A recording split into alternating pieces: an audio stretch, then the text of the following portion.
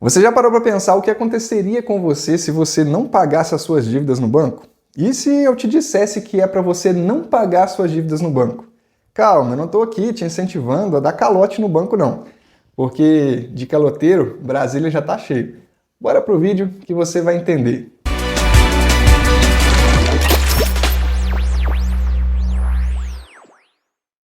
Você alguma vez já entrou no famoso cheque especial? Aquele mesmo, que de especial só tem o nome. Porque, pensa comigo, uma taxa de 8% ao mês. Você pega o dinheiro e se você não depositar lá o valor que você pegou no banco, o outro mês ele vai debitar os juros no próprio limite. É como se você fosse ao proctologista, pagasse uma consulta para ele, botar o dedo no seu jiló e fosse para casa. E toda vez que você desse uma coçadinha no girassol, você tivesse que pagar uma nova consulta para ele. E o cartão de crédito? Você já parou para pensar quanto que os bancos lucram com os juros do cartão de crédito? 440% ao ano. Você não entendeu errado. 440% ao ano.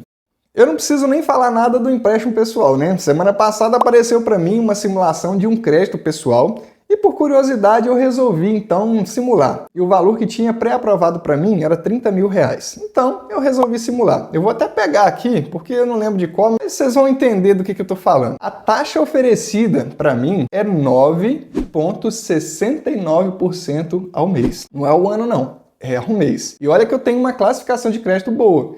Porque eu tenho aplicações, enfim, uma série de coisas. Só que aí muita gente vai falar, ah, mas a Selic está alta. Sim, a Selic está alta, mas não justifica isso que eu vou mostrar para você. O valor que eu simulei é de 30 mil reais. Se eu fosse pagar em 24 parcelas, deu 24 parcelas de R$ 3.552,48. Em apenas 2 anos, eu ia pagar 3 vezes o valor que eu tinha pegado emprestado. Deu aproximadamente aí 85, 86 mil em 2 anos. Só que aí eu fiquei curioso e falei, poxa, muita gente parcela o valor em 48 meses, exatamente porque às vezes não quer pagar em 24, né? Só que eu não senti muita diferença em relação à parcela. De 24 vezes ficaria em 3.552 e de 48 meses a parcela cairia para apenas 2.941,72. Apenas, né? Você entendeu o sarcasmo. Então, olha só. O valor, pouca diferença na parcela, mas o valor final que eu ia pagar, R$ 141.202,73. Gente, eu vou falar de novo. Eu ia pegar 30 mil e ia pagar R$ 141.202,72. Mas se você não acredita, entra aí na conta do seu banco e faz uma simulação de crédito pessoal. Tenho certeza que você vai ficar surpreso com o que você vai ver. Gente, vamos parar para pensar. A agiota é proibida aqui no Brasil, né? Mas o banco é praticamente um agiota legalizado, porque emprestar dinheiro para os outros aí não pode, né? Mas extorquir as pessoas, extorquir os clientes pode, né? Desde que você pague aí os impostos para o governo. Porque quando você faz um crédito, o IOF é embutido e você ainda financia o IOF que você vai pagar para o governo. Mas enfim. Aí os bancos usam os seguintes slogans. Eu vou até pegar aqui para você, porque eu não quero ficar decorando slogan de banco, não. Ó. O primeiro slogan, esse banco aqui usa o seguinte: existem coisas que o dinheiro não compra. É claro, com um juro desse aí, meu filho, não vai sobrar dinheiro nem para comprar cueca. O outro banco utiliza todo o seu. Parece aqueles relacionamentos tóxicos que o cara manipula a mulher para voltar e depois ele fala, ô amor, eu sou todo seu. Outro slogan que é muito utilizado aí, vocês sabem de qual banco que é ser um associado tem seus privilégios. Sim.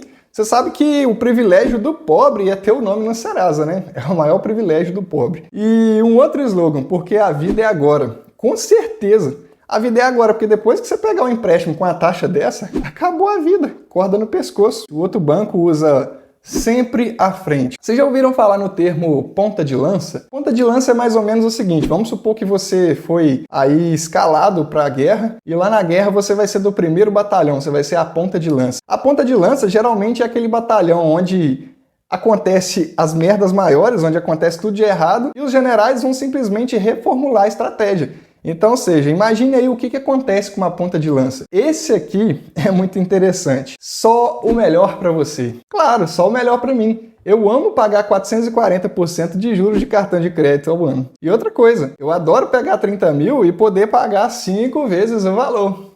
Realmente, só o melhor para você. Esse aqui, quem trabalhou comigo sabe muito bem. sabe demais, eu falava muito. Feito para você. Gente, é para cair o cu da bunda. Feito para você é feito para você. Mas enfim, o ponto-chave desse vídeo, por que então não pagar os bancos, como eu disse lá no início do vídeo? Bom, eu sou da premissa de que se você está devendo, tem que pagar. Eu sou totalmente a favor de comprou, paga, tá devendo, paga. Mas uma coisa que eu tenho que destacar aqui sobre os bancos é que os bancos exploram muito. Esses juros são exorbitantes, exorbitantes. Gente, para pensar, na pandemia tinham empresas fechando, tinham pessoas ficando desempregadas, tinham pessoas passando fome. Então, os bancos continuaram a movimentação normal. Por mais que o lucro dos bancos tenha caído aí na época da pandemia, como vocês vão ver aí, eu vou colocar para vocês aí o lucro dos bancos. Na época da pandemia, o lucro do banco caiu, mas mesmo assim, gente, o banco lucrou bilhões na pandemia. Bilhões. Enquanto tinham pessoas passando fome, empresas fechando, pessoas perdendo seu emprego, os bancos lucrando bilhões. Simplesmente, olha só, os bancos não tiveram pena nenhuma dos clientes, nenhuma.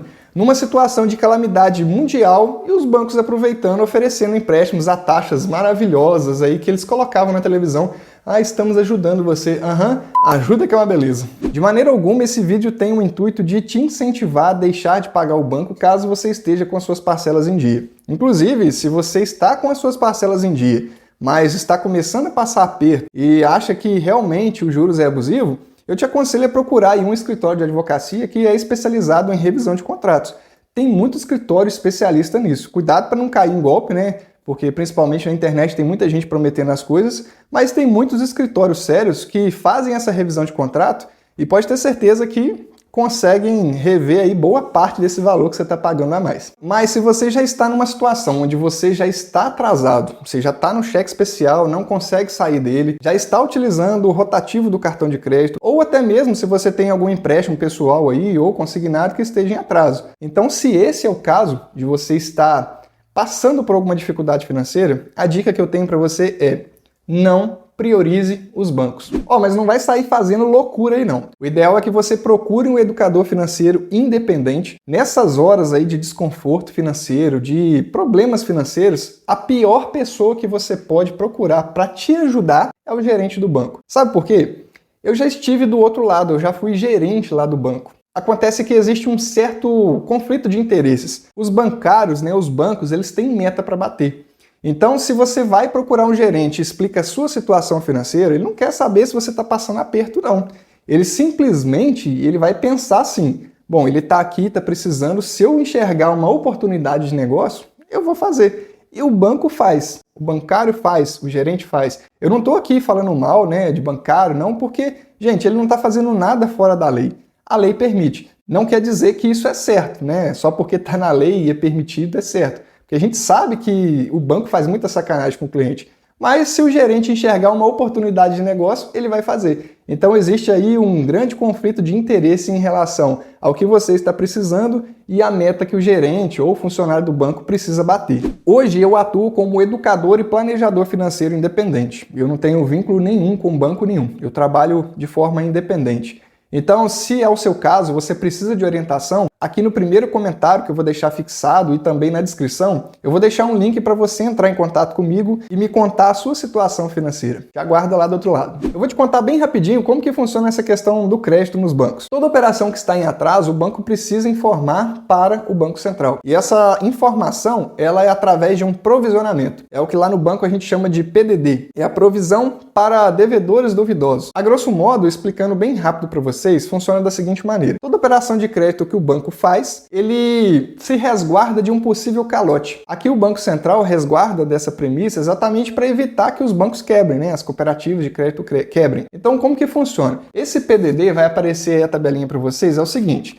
você tem uma classificação de crédito, a classificação que vai de AA até H. Se você está em dia, sua classificação de crédito para o banco é AA, o PDD lá, o seu risco de nível é AA, e o banco não vai precisar provisionar nada, é zero. Mas, por exemplo, você começou a atrasar aí o cartão de crédito, começou a atrasar o seu empréstimo pessoal, de 1 até 15 dias, o banco já pega 0,5%, ou seja, 0,5%, e já reserva esse valor para evitar um possível calote. Aí eu vou resumir, já vou pular para o último, só para não ficar alongando muito o vídeo aqui. Então vamos supor que você está aí há 180 dias, né? Acima de 180 dias atrasado aí com seu empréstimo pessoal. Se você está acima de 180 dias devendo para o banco, seu risco está no nível H. Então o banco provisiona 100% do valor. Tem muita gente que vai falar assim, ah, mas então o banco perde, porque se ele provisiona, ele reserva esse valor para evitar calote, ele tira do próprio dinheiro dele. Tem um trem aí que vocês não sabem muito bem como que funciona não. O banco não perde nessa situação. Eu já vi inclusive alguns educadores financeiros falando que isso é ruim para o banco, que o banco perde. Mas eu vou explicar para vocês como que funciona. Então, no banco que eu trabalhava, e acredito que os outros bancos também são assim, eles adotaram um sistema de franquia. Quando você tem uma franquia, o franqueador, né, no caso, vou dar um exemplo aqui de uma franquia bem conhecida, a Cacau Show. Digamos que eu adquira aí uma franquia da Cacau Show. Eu quero vender para ter lucro e eu preciso também dar lucro para o franqueador, eu preciso dar lucro para a Cacau Show. Um exemplo. Mas se eu tiver prejuízo, o prejuízo é meu, quem vai assumir o prejuízo sou eu. É do meu caixa, é do meu capital, né? Eu que vou assumir o prejuízo, porque eu preciso pagar a marca exatamente para que ela continue funcionando. Mas enfim, o banco também trabalhava com esse jeito, então cada agência é como se fosse uma franquia desse banco. E aí o que acontece? Cada agência dá um lucro para o banco, né? A agência tem venda de produtos, tem meta para bater, tem consignado, tem empréstimo, tem cartão de crédito, tem consórcio, tem abertura de conta, tem tarifa de conta, enfim, tem uma infinitude aí, uma infinidade de produtos. Acontece que as agências bancárias, elas trabalham em faixas, né? Faixa 1, faixa 2, faixa 3, sendo a faixa 1 a melhor, a faixa 5 a pior, né? No banco que eu trabalhava era assim. E os funcionários têm resguardado por lei o que a gente conhece como PLR e PR, que é a participação de lucros resultados e a participação nos resultados. Acontece que se a agência está numa faixa 1, que ela é classificada uma faixa boa, os bancários, né, o gerente, os funcionários vão receber aí a sua participação de lucro na maior faixa, né, um lucro bom. Por exemplo, se a agência está batendo meta, se ela está com os endividados em dia, se está fazendo tudo certinho, né, está tendo renegociação, os créditos estão em dia, tem pouco inadimplente, tudo isso vai contar. É uma cesta de produtos que faz a contagem. Mas, por exemplo, se tem muitos clientes inadimplentes, aquela agência ali tem muitos clientes inadimplentes e está na última faixa, o banco vai tirar esse provisionamento da participação de lucro dos funcionários. Ou seja, quem paga acaba sendo os funcionários do banco. O banco não sai perdendo. E aí depois o banco vai fazer uma campanha de renegociação e como o banco já considerou aquilo como perda, né, acima de 180 dias, ele já considerou aquilo como uma perda total, ele já tirou do lucro da agência, então acaba que o que ele ganhar com aquilo é lucro. Só que é claro que com 180 dias, né, 6 meses a 1 ano aí, quando você vai numa agência e tenta fazer uma renegociação, eles vão tentar dar o mínimo de desconto possível, porque o banco quer lucrar cada vez mais. Eu, por exemplo, já tive situações de clientes em que eu dei 95%. Eu não, né? Não tinha poder nenhum no banco, porque era tudo sistêmico. O sistema deu 95%, já teve casos de 98% de desconto na dívida total. Só que acontece que esse caso, por exemplo, a pessoa já tinha aí mais de 4 anos que a dívida estava em atraso. Então, para o banco, é lucro puro. O banco tira do resultado da agência, tira da participação de lucro dos funcionários e depois ele recebe de novo como total lucro. Gente, é a melhor coisa que tem. Então, ou seja, o banco nunca perde. E não, pode ficar despreocupado, você não vai ficar preso por causa de dever o banco. Muito em breve eu vou lançar um treinamento que fala exatamente sobre todos os segredos dos bancos. O que os bancos fazem para ganhar cada vez mais de você. E eu tenho certeza que vocês vão aprender a não cair mais nessas armadilhas dos bancos. Por enquanto, o treinamento não está pronto, mas eu vou deixar fixado aqui no primeiro comentário e também aí na descrição um link para você demonstrar o interesse. Vai sair bem baratinho, mas eu tenho certeza que você vai aprender muita coisa. Você vai aprender, por exemplo, como que você consegue taxas melhores tanto na renegociação quanto nos empréstimos. Você vai aprender como que você faz para reconhecer uma venda casada, como que você faz para ter uma conta no banco, um bancão aí, banco físico, sem ter que pagar tarifa. Enfim, você vai aprender várias coisas que eu tenho certeza que você acha que é obrigado a fazer e que o banco está te enganando. Você demonstrando interesse, assim que o treinamento estiver pronto, eu entro em contato com você. Eu vou ficando por aqui, até o próximo vídeo. Valeu!